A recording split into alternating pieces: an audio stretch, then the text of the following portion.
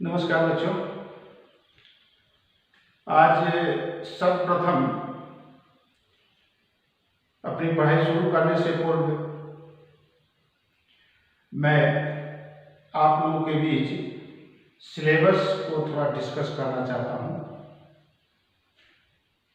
आप यहाँ देख रहे हैं हिंदी कोर्स भी है हम लोगों का। तो अभी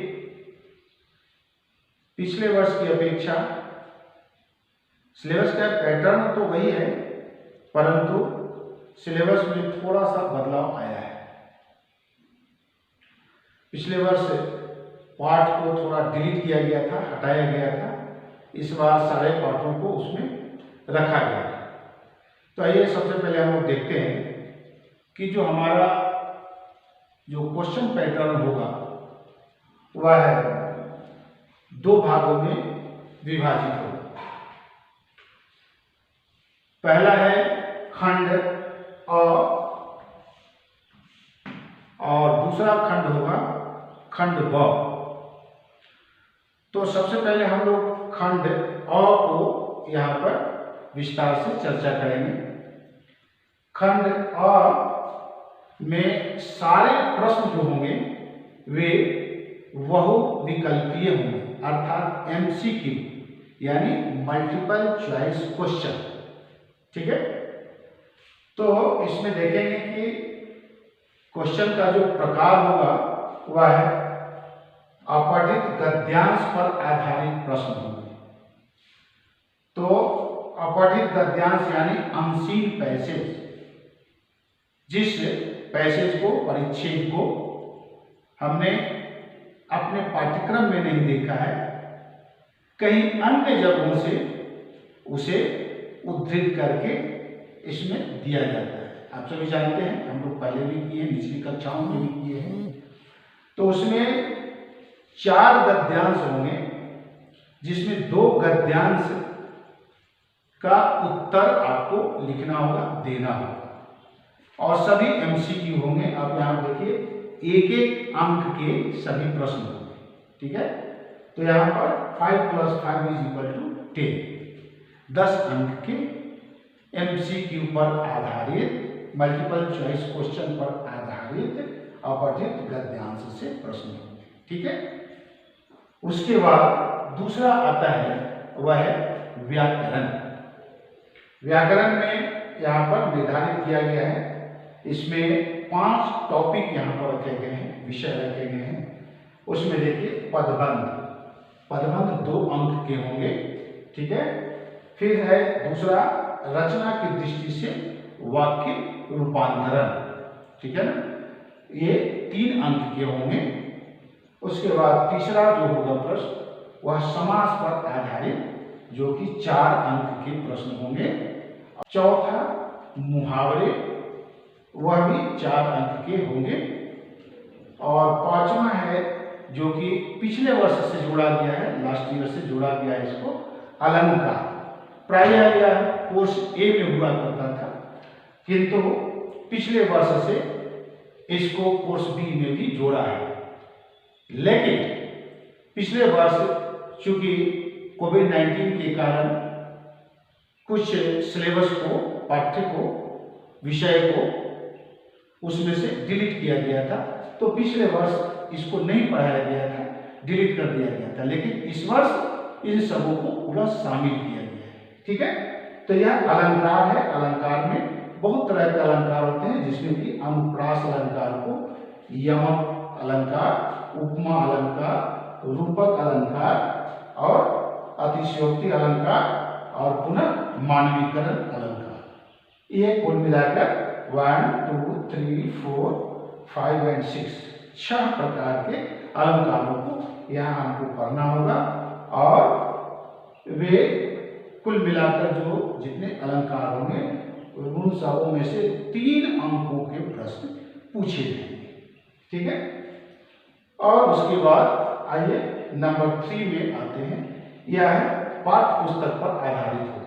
पाठ्य पुस्तक अर्थात स्पर्श भाग 2 और संचयन भाग 2। लेकिन यहाँ ध्यान रखना है कि यहाँ पर जो प्रश्न है वह संचयन से नहीं है, सिर्फ और सिर्फ स्पर्श से इसमें आएगा क्वेश्चन नंबर 3 के अंदर में। तो स्पर्श में आपने देखा भी है, पिछले वर्ष भी देखा है, कक्षा 9 में भी देखा है कि स्पर्श में 2 भाग होते हैं, एक पद्य भाग, एक गद्य भाग। यानी एक काव्य कविताएं होती हैं और दूसरे में लेख कहानी वगैरह होता है। ठीक है, तो यहाँ स्पर्श से प्रश्न इसमें आएंगे। पठित काव्यांश से प्रश्न, जो हम लोग काव्य पढ़ेंगे यानी जो कविताएं हम लोग पढ़ेंगे जो सिलेबस में यहाँ निर्धारित है, पुस्तक में निर्धारित है, तो उनमें से कहीं से एक पैसेज, एक पैराग्राफ दिया जाएगा और उस पर आधारित 4 अंक का प्रश्न पूछा जाएगा। ठीक है, उसके बाद उसी में से स्पर्श से ही, पठित गद्यांश से ही प्रश्न पूछे जाएंगे।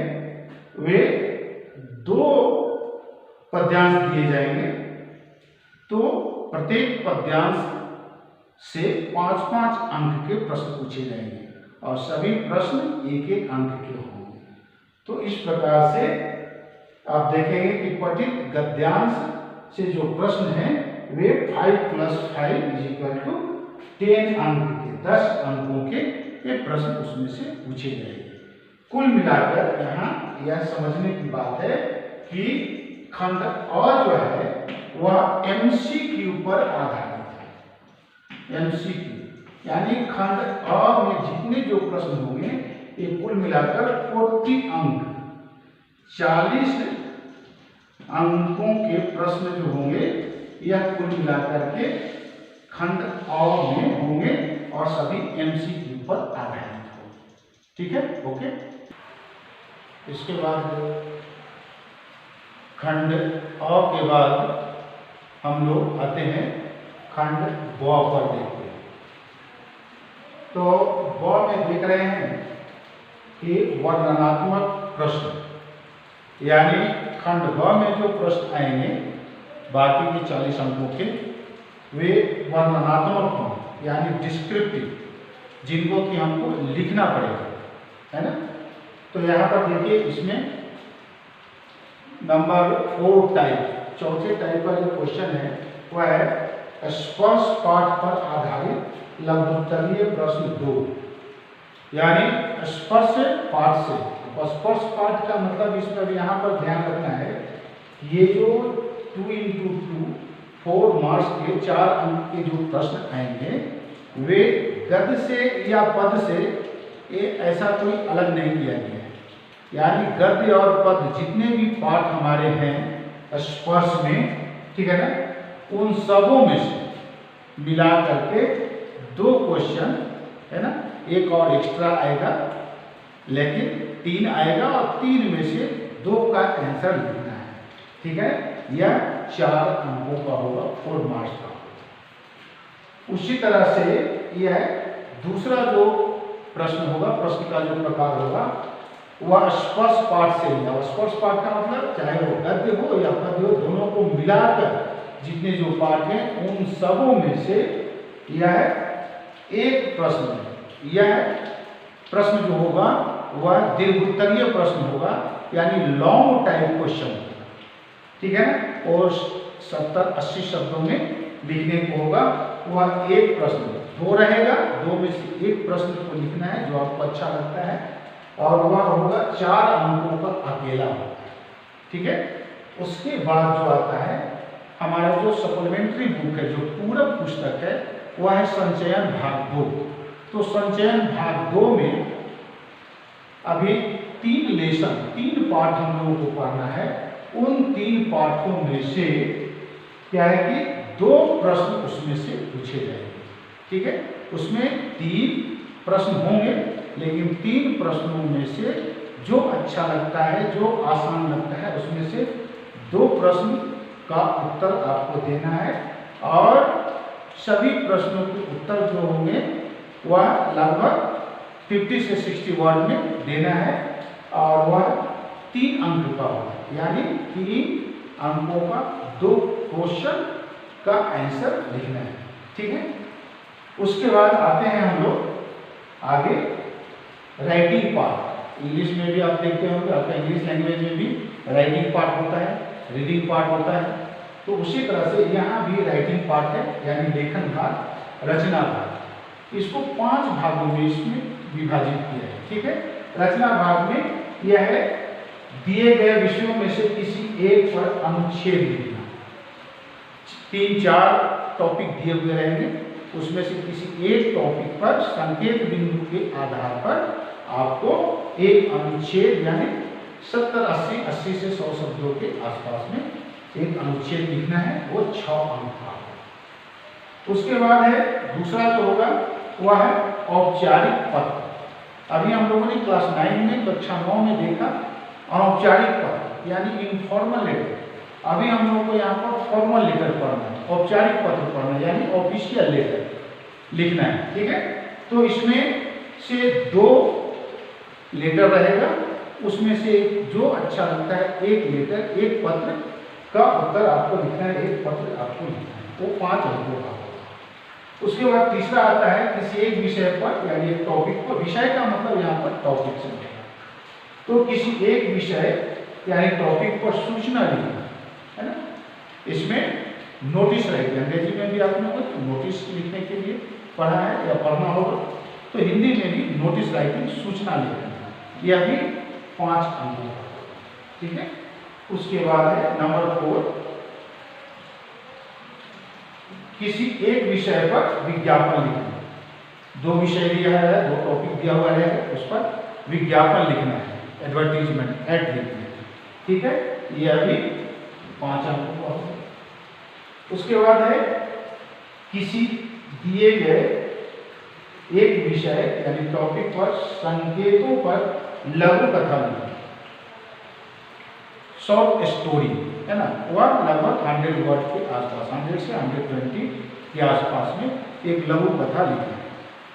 ठीक है, उसमें संकेत दिया रहेगा, स्टार्टिंग किया हुआ रहेगा, टॉपिक दिया हुआ रहेगा, हिंट्स कुछ किया हुआ रहेगा, और उसके आधार पर आपको उस कहानी को उस ओर ले जाना है और उससे मैसेज निकालकर, लेसन लेकर के, उससे क्या सीख मिलती है, मॉरल निकाल करके उनको समाप्त करना होगा, उनको निकालना होगा। तो इस प्रकार से कुल मिलाकर आपने देखा कि खंड अ में 40 मार्क्स और खंड ब में भी 40 मार्क्स। ठीक है, इसलिए इस प्रकार से कुल मिलाकर 80 अंकों का हमारा क्वेश्चन पेपर हो गया रिटेन, और उसके बाद 20 मार्क्स का जो है इंटरनल असेसमेंट, आंतरिक मूल्यांकन यानी इंटरनल असेसमेंट, जो कि 2 पार्ट में विभाजित होगा। 10 मार्क्स का वह होगा श्रवण एवं वाचन कौशल, इंग्लिश में भी आप लोग इसका टेस्ट देते हैं, ASL है ना। तो यह हो गया श्रवण एवं वाचन कौशल पर आधारित इंटरनल असेसमेंट हम लोग करेंगे। और दूसरा है परियोजना कार्य यानी प्रोजेक्ट वर्क है ना, इस पर हम लोग कुछ वर्क देंगे, कार्य देंगे, असाइनमेंट देंगे, उसको आपको पूरा करना है। तो कुल मिलाकर यह 20 मार्क्स का, यानी टोटल कुल मिलाकर आपने देखा कि यह 100 मार्क्स का आपका आंसर तैयार होता है, और आपका टेस्ट एग्जामिनेशन आपका इसका संपन्न होता है, और इस आधार पर रिजल्ट तैयार होता है। ठीक है, तो इसके बाद हम लोग आगे के लेसन देखेंगे कि आगे हम लोग को क्या होता है। ओके।